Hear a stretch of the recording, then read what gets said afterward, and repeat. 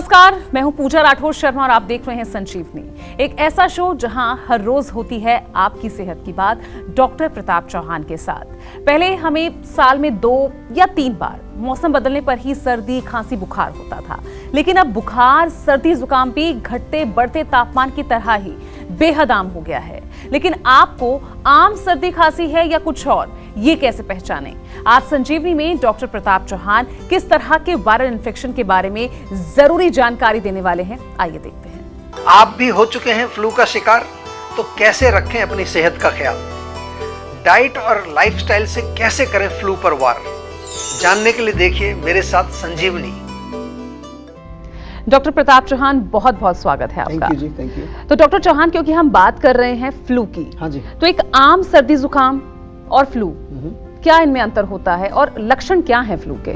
देखिए, जो आम जो सर्दी जुकाम होती है, कई बारी जो आपको हल्का सा ठंड लगा, कुछ आपने कुछ ठंडा पानी पी लिया, तो उसमें सिंपल लक्षण होते हैं, यानी कि उसमें कोई काफ़ी ज़्यादा दिन तक आपको प्रॉब्लम नहीं होती। कई बार 2-3 दिन, मैक्सिमम 4-5 दिन में आप कोई आयुर्वेदिक औषधि लेते हैं, कई बार कोई घरेलू नुस्खा लेते हैं, उससे भी ठीक हो जाता है।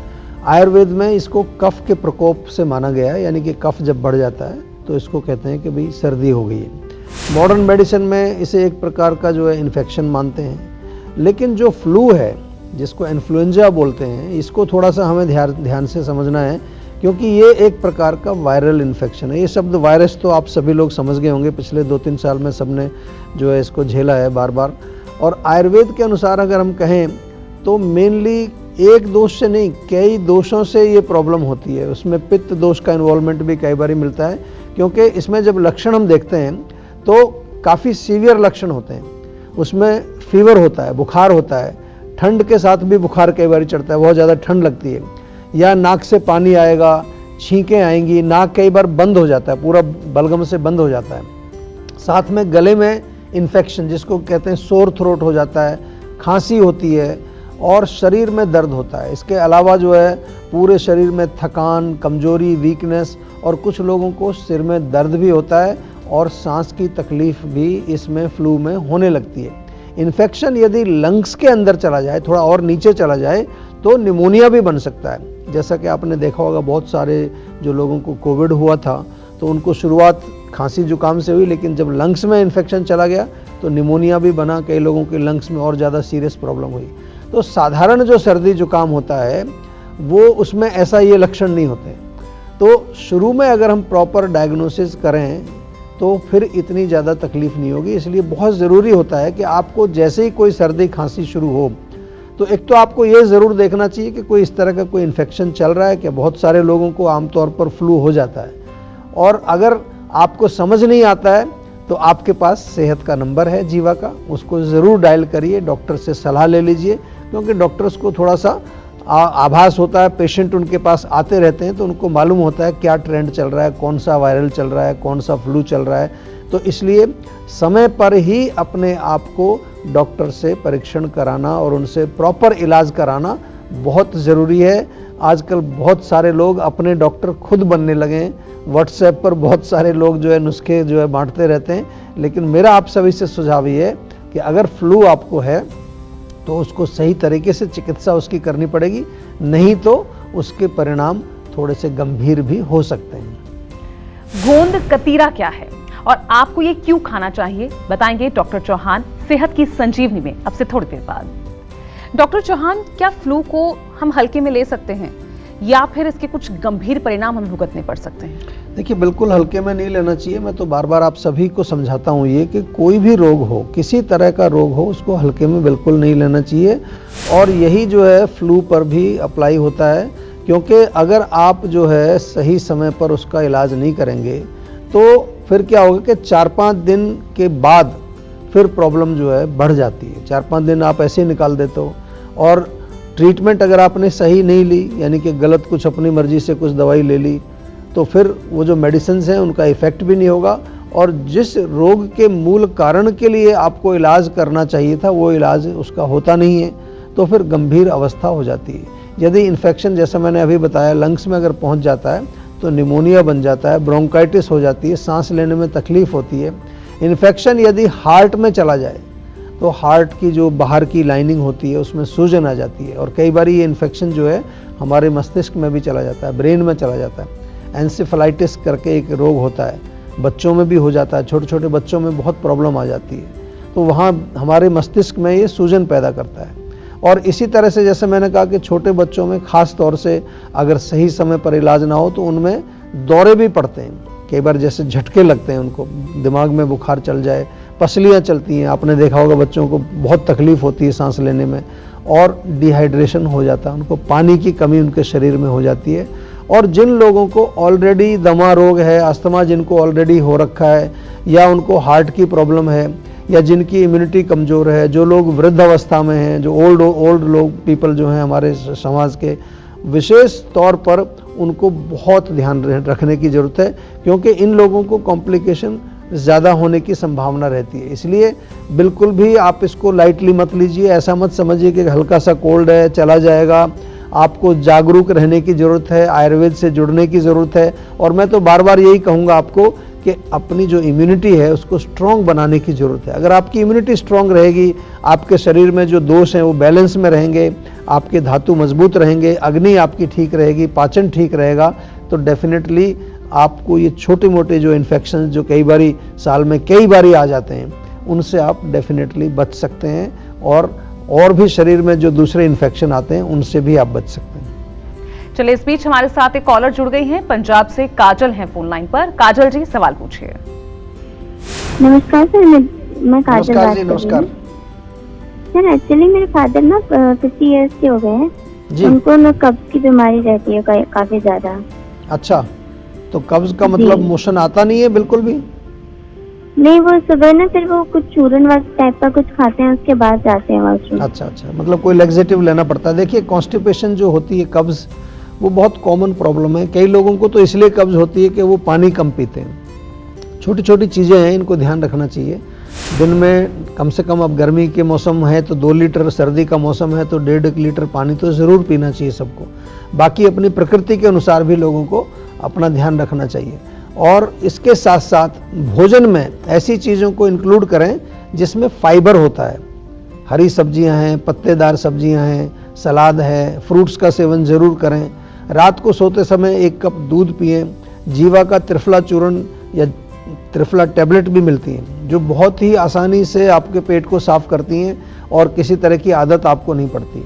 बाकी पंजाब में आप रहते हैं, पंजाब में हमारी क्लिनिक्स भी हैं जीवा की, वहाँ पर्सनली जाकर के भी वो कांटेक्ट कर सकते हैं, या हमारा जो फ़ोन नंबर आपकी स्क्रीन पर आता है इस पर कॉल करके भी हमारे डॉक्टर से बातचीत करें। कब्ज़ को लाइटली नहीं लेना चाहिए। कब्ज़ के कारण बहुत सारे रोग बाद में भयंकर रोग हो जाते हैं, क्योंकि हमारे बॉडी के अंदर टॉक्सिन्स रुकने नहीं चाहिए। उनका निरंतर रेगुलरली हमको एक्सक्रीशन करना ही करना है, ताकि हमारा स्वस्थ रहे, हमारी आंतें स्वस्थ रहे, हमारा शरीर स्वस्थ रहे।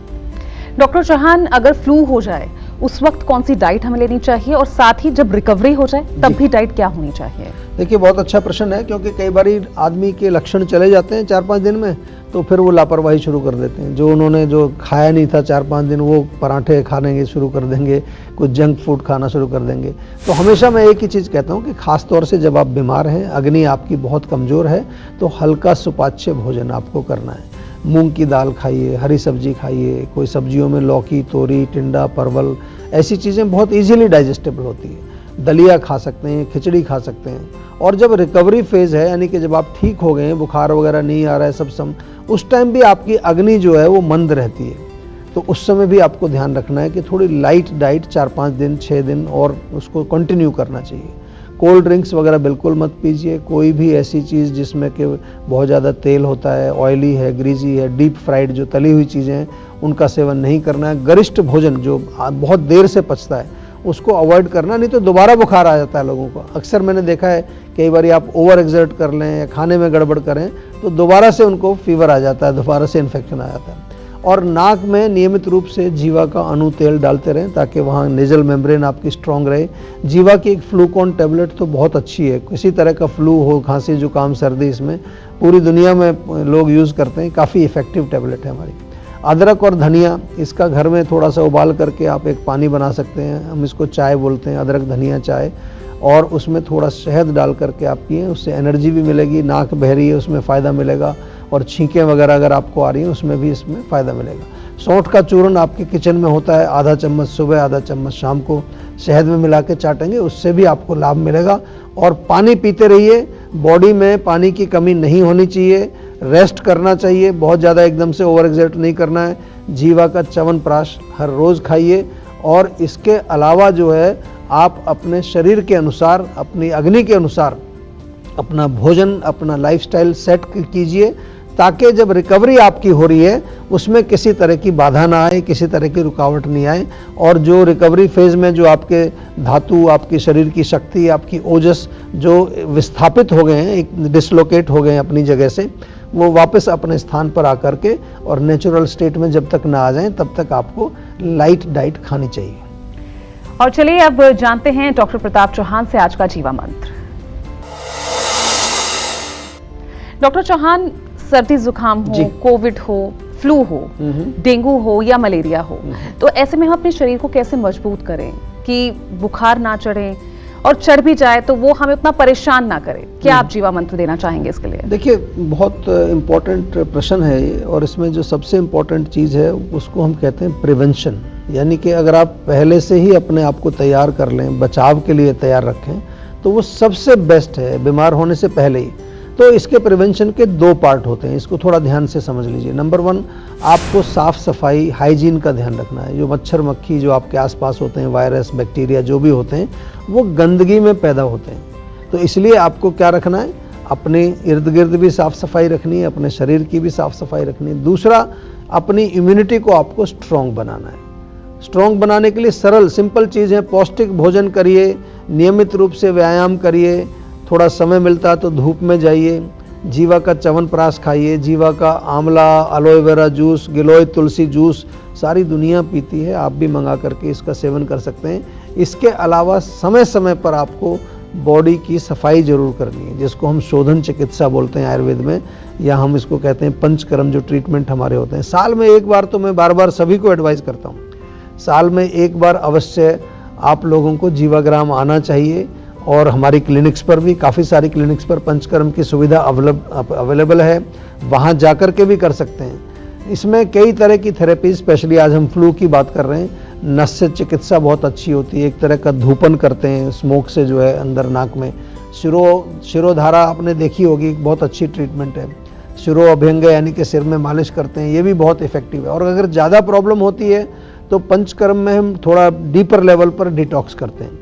इसके अलावा जैसे आप जब जीवाग्राम में आते हैं तो वहाँ पर आपको प्रॉपर डाइट विद उसके साथ लाइफस्टाइल, योगा, और इसके साथ साथ मुद्रा, meditation, art therapy, music therapy, राग चिकित्सा, बहुत सारी ऐसी सुविधाएं हमने आपके लिए वहाँ बनाई हैं, जो एक तरह से आपको एक सक्षम बनाती हैं, एम्पावर करती हैं, कैसे आप अपने स्वास्थ्य को ठीक रख सकते हैं।